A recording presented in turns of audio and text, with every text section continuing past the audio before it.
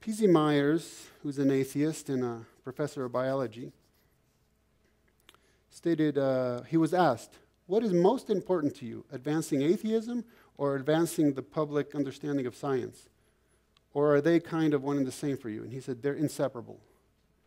Atheism and science are inseparable. Now, I got to give P.Z. Myers at least this much. He's consistent, okay? He states, we are literally soulless machines made of meat, honed by millions of years of ruthless, pitiless evolution. And when it came to pro-life displays, he says, you want to make me back down by trying to inspire revulsion with a dead baby picture? I look at them unflinchingly and see meat. Okay, now, I hate to even have to read that, but he's consistent. That's the point. That is his worldview. And at least he's honest and consistent. And that, you got to appreciate that. He sees exactly where his worldview leads, as repulsive as it turns out to be. Richard Dawkins was asked, what is the objective of your anti-religious campaign? And he says, I think my ultimate goal would be to convert people away from particular religions towards a rational skepticism tinged with, no, that's too weak, he says, correcting himself, glorifying in the universe and in life. Yes, I would like people to be converted away from religion to skepticism. So what is happening within the atheist movement with relation to science is really that it's neo-Pagan atheism, okay?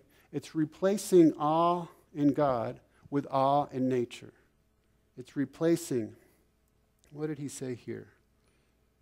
Glorifying in the universe, not glorifying in God, glorifying the universe and nature and elucidating its functions, and it's neo-Pagan. That's all really what it is.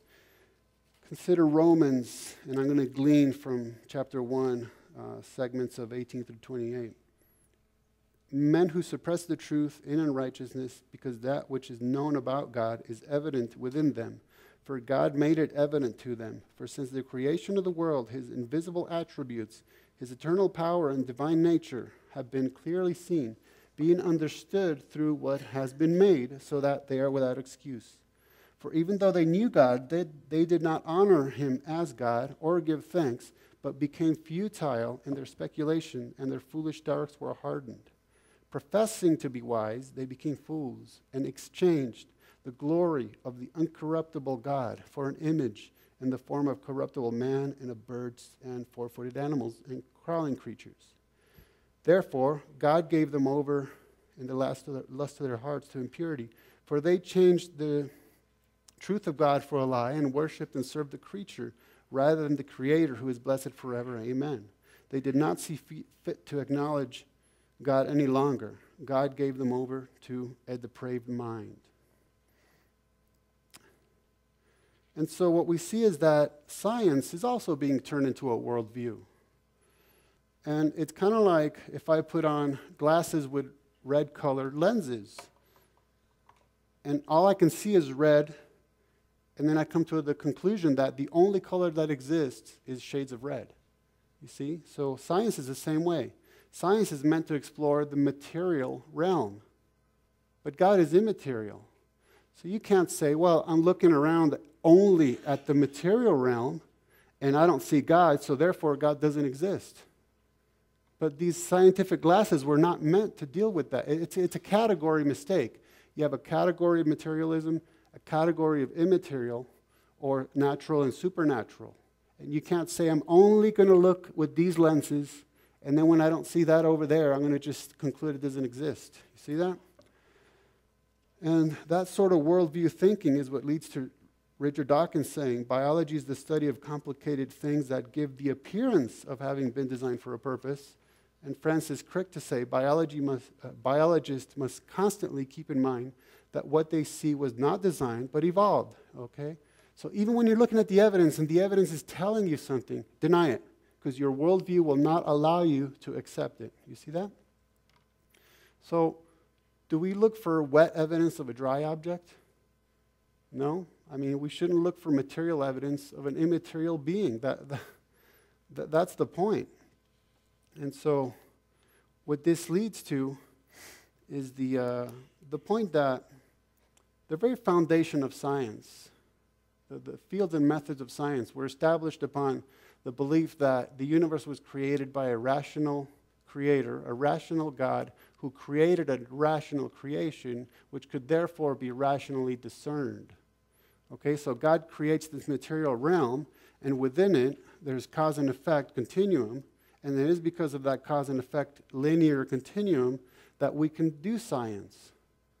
Okay, that's why cultures that had concepts of like cyclical, not time begins and then it ends, but just cycles and cycles and cycles, or cultures that believe that the universe is an illusion, that's why they never were able to develop a rigorous scientific method, as only came about through the Judeo-Christian worldview. That's why.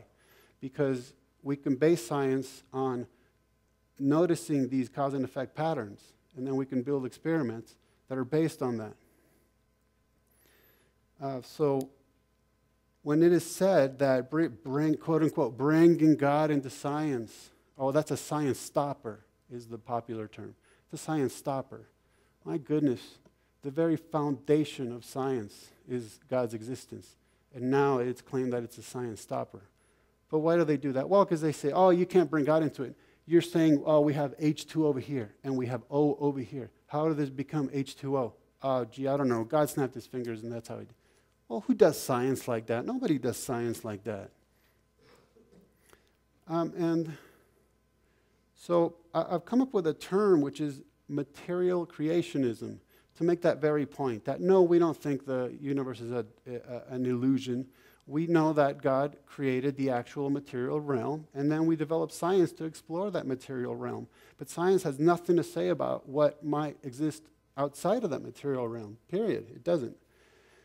And so another term I came up with is the explanation fallacy.